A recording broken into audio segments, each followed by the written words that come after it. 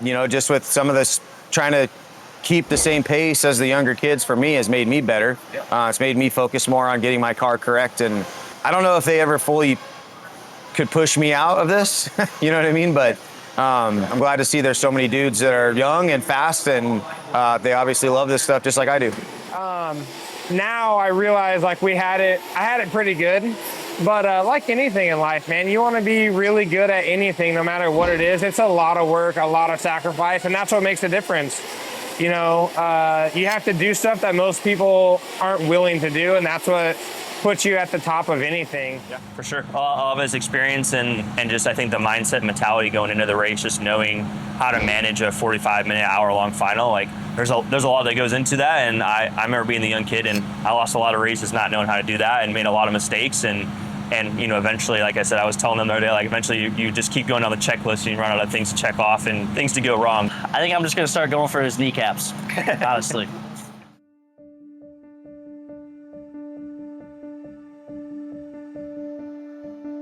Testament. He knows he's got the national championship. He's got 2 more turns as he comes down and step down across the line. It is Ty Testament, your 2014 national champion. The world of nitro-powered, radio-controlled off-road racing, Your new national champion, Spencer Rivkin. particularly the Roar 1/8 scale Nitro Buggy Championships, Jared Tebow has witnessed a remarkable era of dominance spanning more than 10 years. Ryan Mayfield, your 2021 national champion. Only a handful of professional drivers have consistently stood at the pinnacle of this competitive motorsport. Dakotah Phend is going to Sweet Fuel Nationals. These include established figures such as Ryan Mayfield, Dakotah Phend, Spencer Rivkin, Jared Tebow, and Ty Testament, who recently announced his retirement from the sport. Their enduring success has ignited a fierce drive in a new generation of young gun racers, all vying to join this elite group to build their legacies alongside this motorsport's greatest champions in hopes of carving out their own names into the sport's history books. Crowd is going wild for Brandon Ruz. Well done, B-Ruz, B-Ruz, B-Ruz. Excellent drive by Brandon Ruz. Here at the 2025 Silver State, taking them all. It is Mason Fuller winning Nitro Pro Buggy and sealing the deal. 4 classes here in Vegas. Will this be the year that the next generation steps up and takes over? Or will the established elite stay on top of the throne? This is the 2025 Roar 1/8 Scale Off-Road Championship.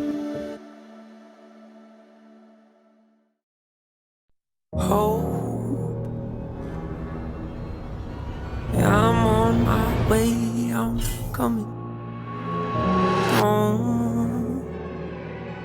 Don't lose faith in me.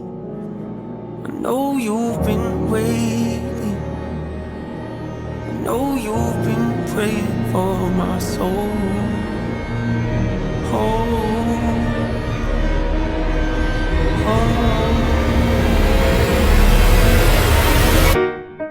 30 years you've been dragging your feet, telling me I'm the reason we're stagnant.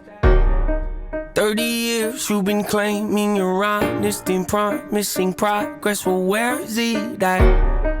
I don't want you to feel like a failure. I know this hurts, but I gave you your chance to deliver. Now it's my turn. Don't get me wrong. Nature had a great run, but it's time to give the people something different.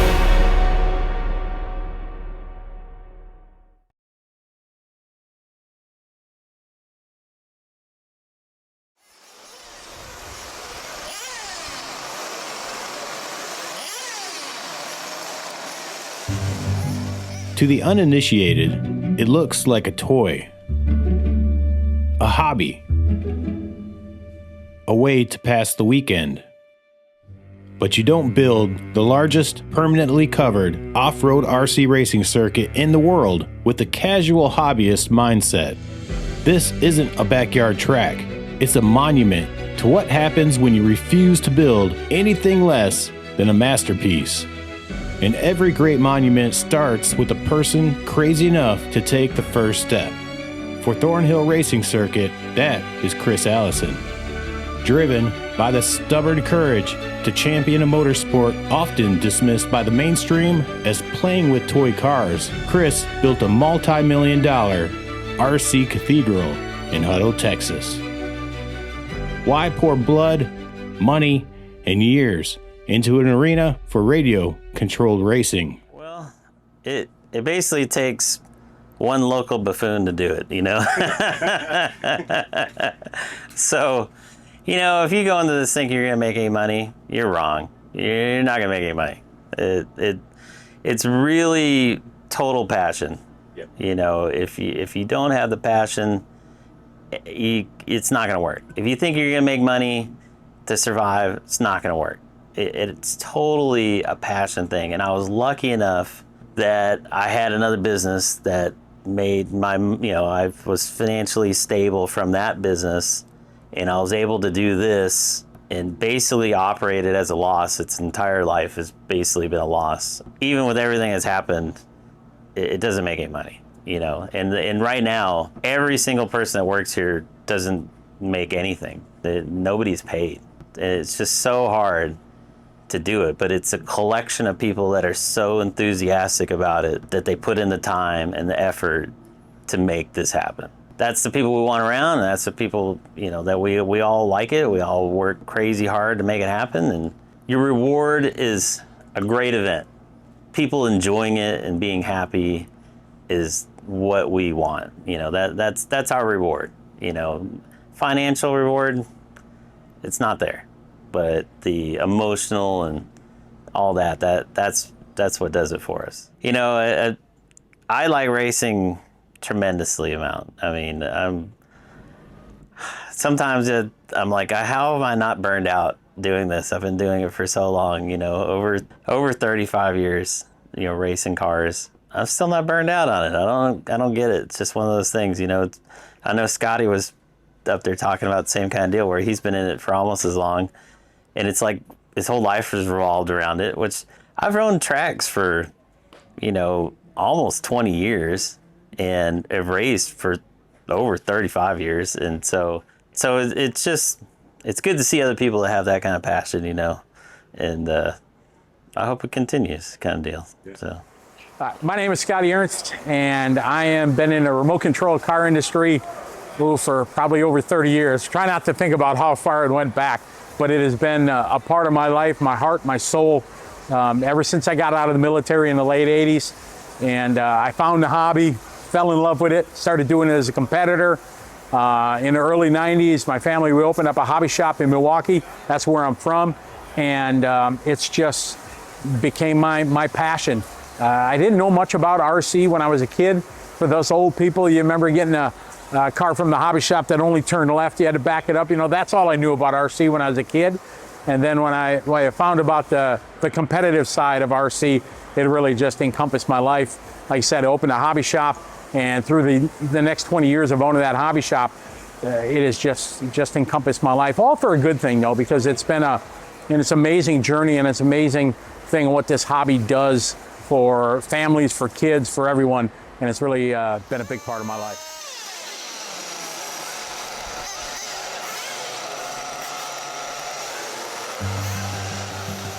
Something fascinating is happening here in Hutto, Texas at the 2025 Roar 1/8 Off-Road Nationals. And no, I didn't say Fuel Nationals. Where this event used to be strictly about the scream of nitro engines, Roar has changed the game.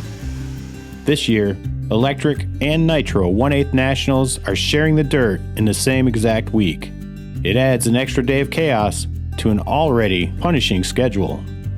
People from the racers and manufacturers, having two separate races takes up a lot of time. So instead of running Wednesday through Sunday for e-nats and a Wednesday through Sunday for fuel nats, if we can just add a day to fuel nats and put them all together, not only does it make it easy on manufacturers because you're only going one place, you don't have to pay for all the travel, the hotels, you don't have twice, the registration dollars are the same, but the the behind the scenes stuff saves thousands of dollars on everybody to combine the two. My opinion is it was the right thing to do. Do I think that it needs a little tweaking? Yeah, 100%. I think that Roar as a committee did a good job on the fly to make this happen, to make sure that we had a electric A-scale nationals this year and crown national champions. Yeah, I mean, I don't mind they're all combined. I think the schedule can be adjusted. But yeah, I mean, I get why they did it, and it's probably how it should be done. But definitely we can work on the schedule a little bit, for sure. It sucks. It sucks really bad. They at least need to do 2 classes like together and not 3 in 1. That's just too much. I do like that they did it together. I think it could just be better because the ENATs the past couple of years has been a joke. So I guess it helps bring it all together. So I think it could be better, but yeah, the way they did it, it needs to be adjusted for sure. Yeah. I mean, I think it's a good thing. Saves us a lot of time. You know, we're normally doing what, 6 days for each national, so we're here for 7 days. So 1 day longer, we're saving another 6 days somewhere else. The companies are saving a lot of money. Yeah, I think it's a good thing. We just need to kind of tweak the schedule a little bit for next year. Yeah, I think it's really cool. Like you said, it's nice not being gone a total of 12, 13 days now. We're only gone for about a week. It's definitely a long week. Yeah, definitely a crazy schedule. They should probably maybe move e-truggy with nitro buggy or something because there's only like 3 or 4 heats of it. But yeah, it's a cool concept. I like it. It's different. It's something new. The format, like you said, is a little sketchy. But overall, I think it worked out well. Yeah, I think this track too it made it a little bit more hectic just because when you start out, it's pretty low grip and it comes to be pretty high grip where some tracks aren't like that. So just like diffs and oils and stuff, we're having to change most of the time we're on the track. So that's a lot when you're running 3 classes and we're running four or 5 times in a day with each class. The timeline is brutal. Electric buggy, electric truggy, and nitro truggy will blast through practice, qualifiers, and main events before the weekend even begins. The remainder of the days will focus purely on the premier class of nitro buggy.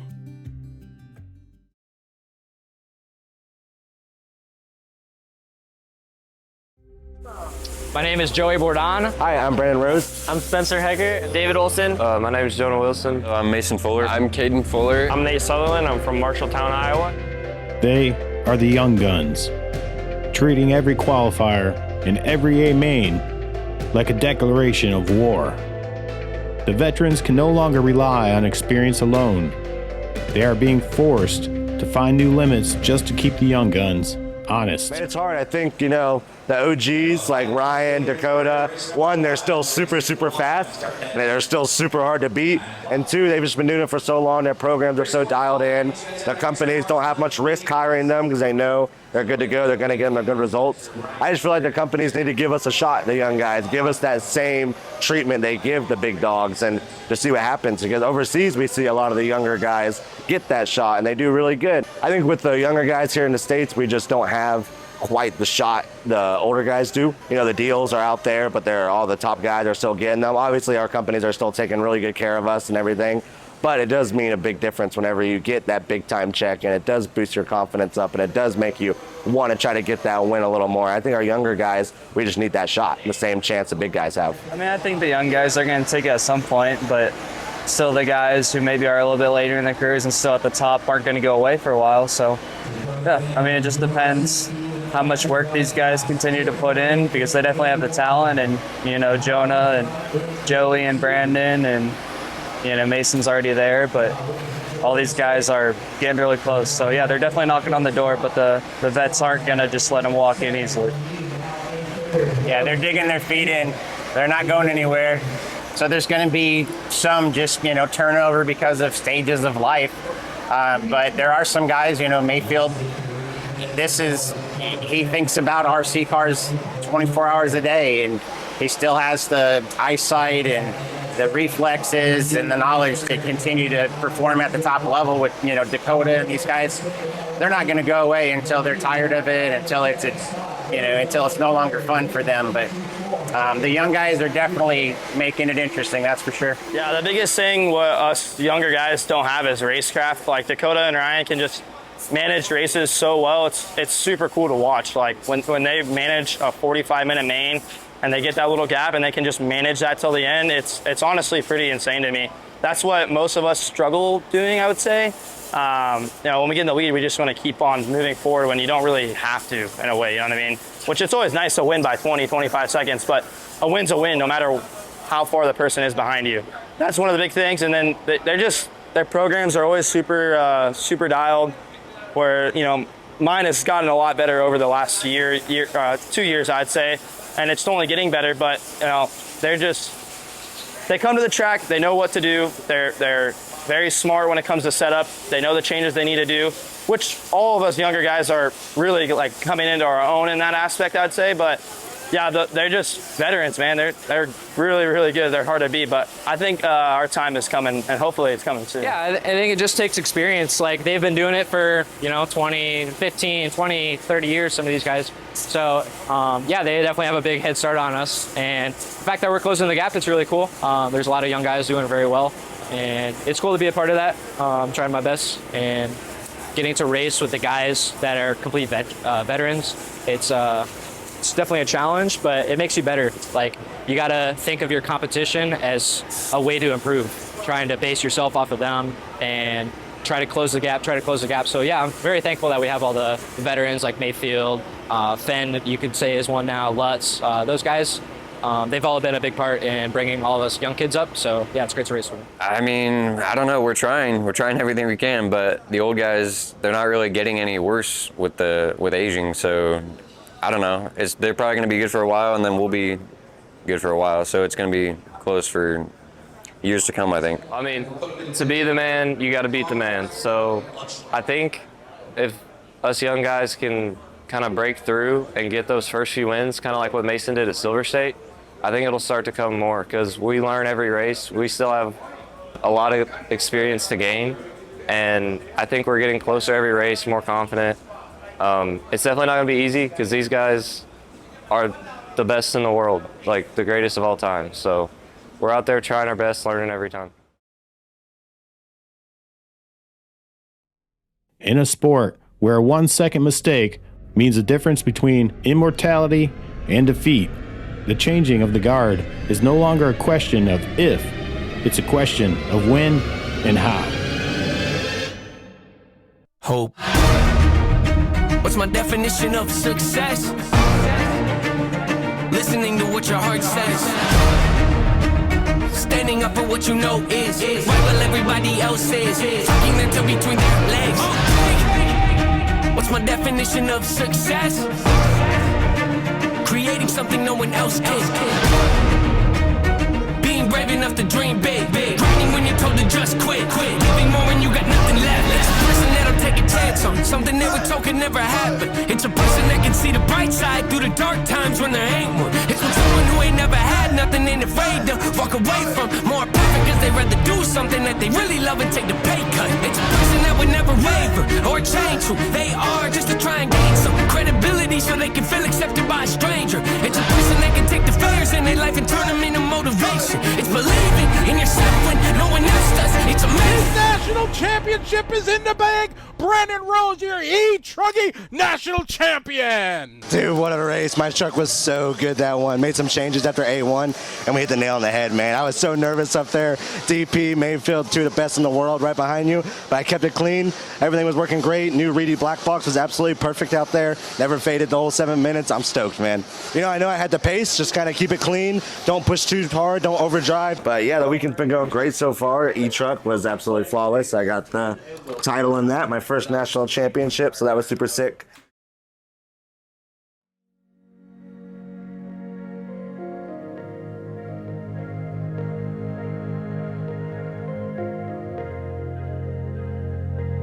The World Championships are back in the United States for the first time in nearly a decade.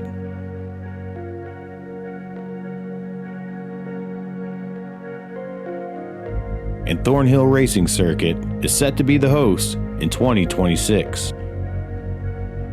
Because of that, this week's national championship takes on a whole new meaning. On top of the 4 national titles on the line, it's also the official qualifier for Team USA. With everything on the line, the question is, does this Nationals carry more weight than ever before? I don't think it carries any more weight. I think any of the nationals I treat the same. Just, you know, go there with your best efforts and see how it shakes out. But yeah, I mean, the biggest difference is it's just been a hell of a week and a lot of work for sure. Yeah, so I think qualifying years definitely have a little bit more of prestige to them than the non-qualifying years, just because you might not have every single pro driver at the non-qualifying year. So yeah, it's cool to have everybody together here, and certainly it's got a lot of prestige to it. But yeah, I think for sure it does.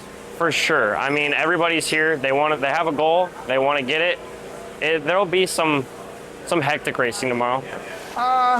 No, not really. I mean, I've been to a lot of different nationals, a lot of different worlds. So, you know, with it being a world's qualifier, it doesn't really change much for me. I mean, there's always a little more weight on the world's qualifier years, especially when it's in your home country. You really want to be able to make it in. So, yeah, there's a little bit more weight, I guess, but try to keep it the same, not think about it too much. Just got to hit your marks and be on point out here. This is definitely a difficult surface, and you gotta be really on point. So try not to focus on stuff like that, but it's always in the back of your mind, I guess you could say. I think it does. Everybody's going for it, no matter what. Everybody's just trying to be the fastest they can be. Hopefully we can kind of make it up there, but yeah, I mean, I'd say it definitely has some more weight, just to kind of see where we're at compared to all other guys in the U.S. You know, obviously we have everyone from overseas as well, but yeah, it kind of gives us a good base, and we know, you know, we have a year now pretty much after this to get ready for Worlds, and we kind of know where we're at, so for sure. Yeah, I mean, for sure, like you said, it's really good to figure out stuff. I know a lot of the Europeans are going to fly over here and do some testing, but it's pretty nice to have it in our kind of backyard, and it's a track we've been to a lot. You know, we've came here 2 or 3 times now for nationals and stuff, so definitely helps a lot. Get a little bit of testing in before Worlds and hopefully figure some stuff out and have a little bit of an advantage over the Euros. I feel like it does a little bit only because the World Championships are here next year. So obviously everyone wants to do good, get their confidence up for the Worlds next year. We haven't had a World Championships in America since 2016 Vegas Worlds. And I wasn't really a pro or nothing back then. So yeah, for me, this is definitely the most important nationals, the one that feels the most just important, just because, yeah, one of the biggest race, or the biggest race of the next 2 years is here next year. So everyone's trying to get their stuff dialed in. Everyone wants that win to boost their confidence, to kind of make everyone look out like, oh, he was fast, he's going to be quick at World. So yeah, it's definitely a big one. Definitely want to have your A game on for sure. Out here on the hard clay of Thornhill, beneath the metal roof shielding the racers from the sweltering Texas sun, gravity and track conditions hold court. This isn't just RC racing. This is a lifestyle. To chase a national title is to wage war against fractions of a millimeter and milliseconds that can stretch into eternity.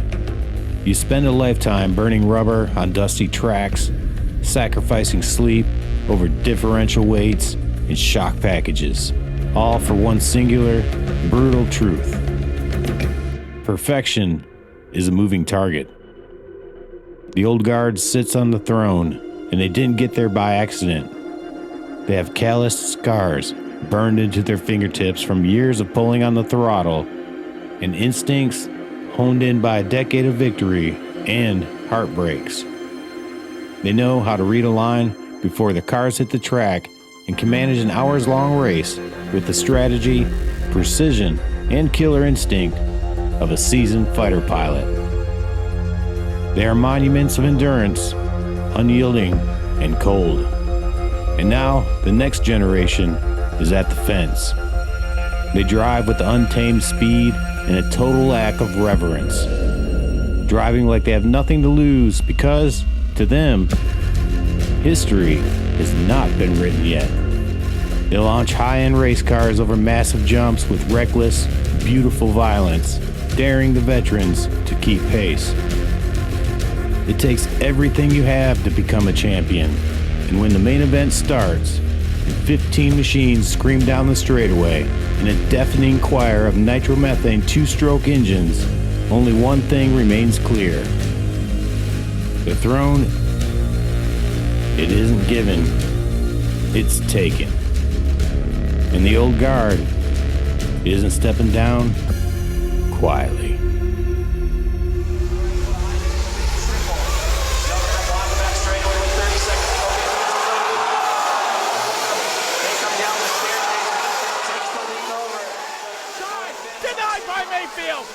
Oh, they both roll it. They go wide, Phend up and over.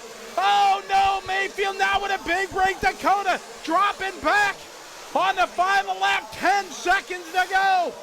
Folks, this is what we wanted to see. We didn't want to see somebody checked out, gone. We wanted it to come down to the final minute. You have had it right here on Live RC. Coverage here presented by J Concept. Mayfield with a mistake. Phend is there. Here we go. It's a race to the finish line.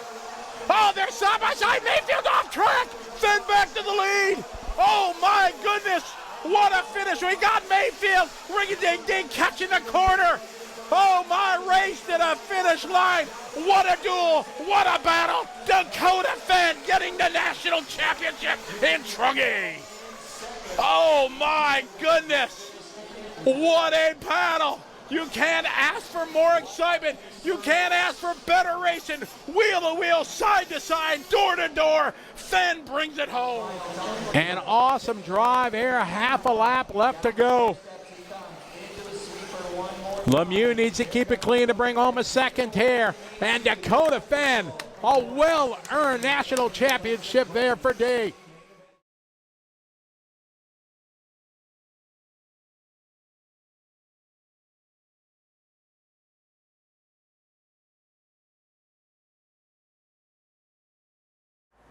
So I never thought that, this would become a profession for me. When I was a kid, I did some announcing, morning announcements at high school and stuff like that. Never thought it would become what I would become for a job. And then as I progressed with the hobby shop, I'd have to do more and more announcing.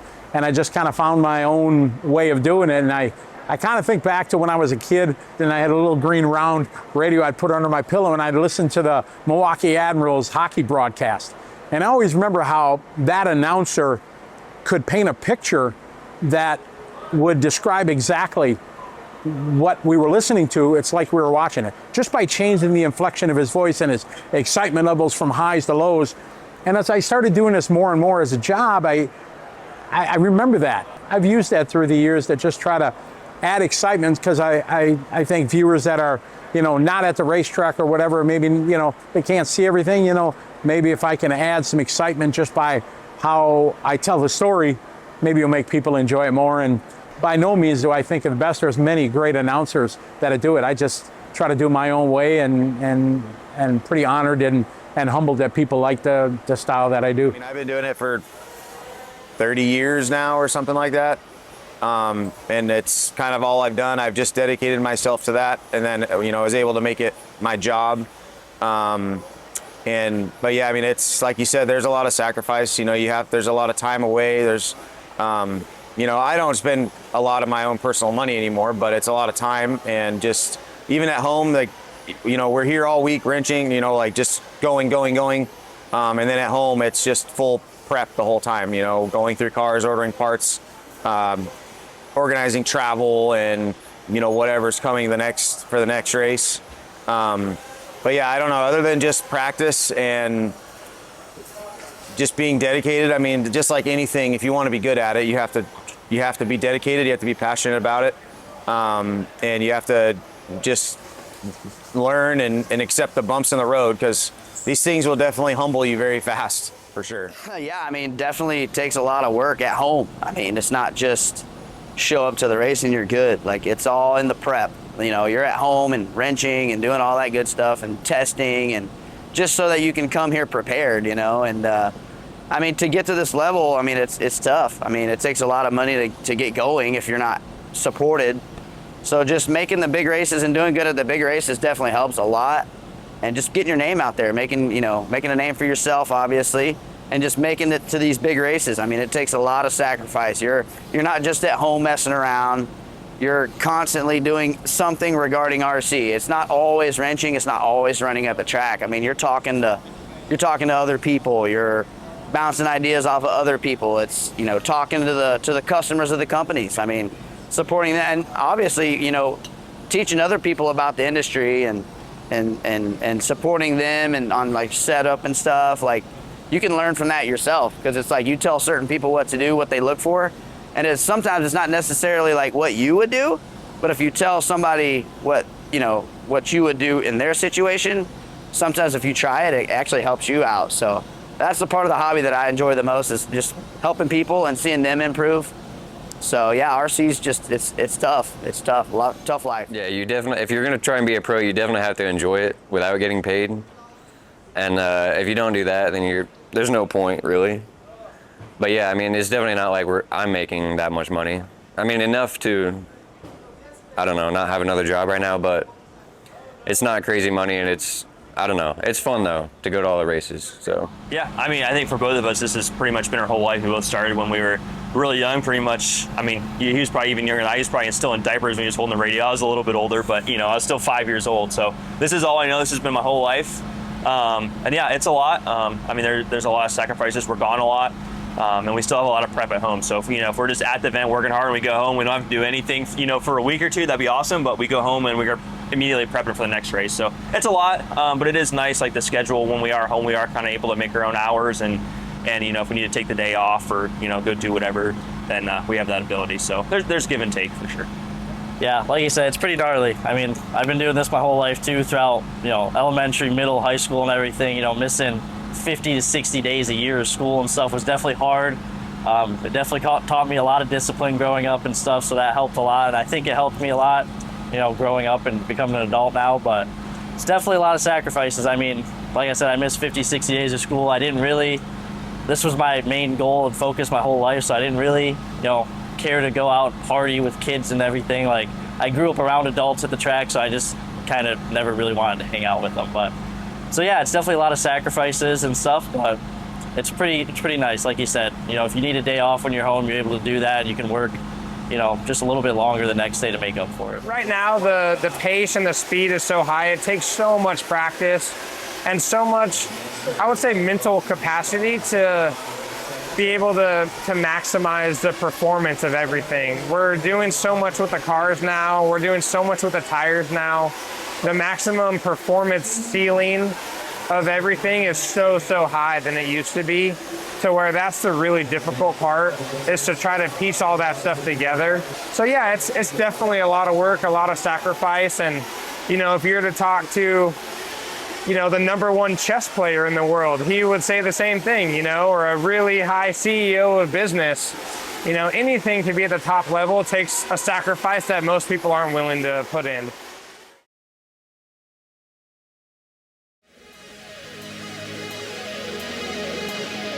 It all comes down to this. A grueling week of work led to one final showdown. The hungry young guns are pushing to make a name, and the established titans are not leaving a single crumb on the table. This is the main event. This is the premier class of Nitro Buggy.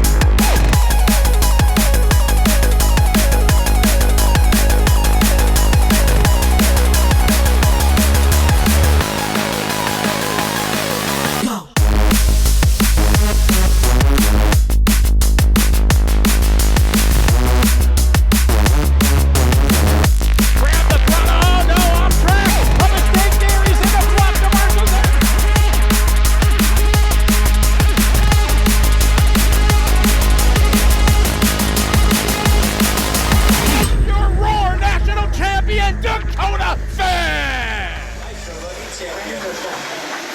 Ryan Mayfield finishing in that second spot. Seth Bentel coming home in third. Dakotah Phend takes home his third national championship in Nitro Buggy. The established guard still remains at the top, but the young guns put the world on notice Yeah, the weekend went good. Obviously, the highlight of the weekend was electric truck. I'm still pretty stoked about that. Get my first national title. But the nitro buggy final went great. Got a P5. Made some mistakes at the start that really hurt me. I think I fell down to like 12th, 13th. So that kind of stunk. Ended up putting a really good drive in, climbing my way back up to P5. So got a little more work to do before the World Championships in about a year. But we'll keep plugging along. It may not be their time yet, but it's coming. Yeah, I was behind the 8 ball I was pretty much lapped by 13th and unlapped myself for most of the guys and started lapping people and yeah, drove my way all the way to 7th. That was probably one of my best drives. My car was amazing. Like tires, car, engine, everything worked good. It's just super unfortunate because of that flame out, but I'll take a P7 first National Buggies main, and with that flame out, like it was a pretty solid result. Will 2026 be the year for a new generation of champions? We're about to find out.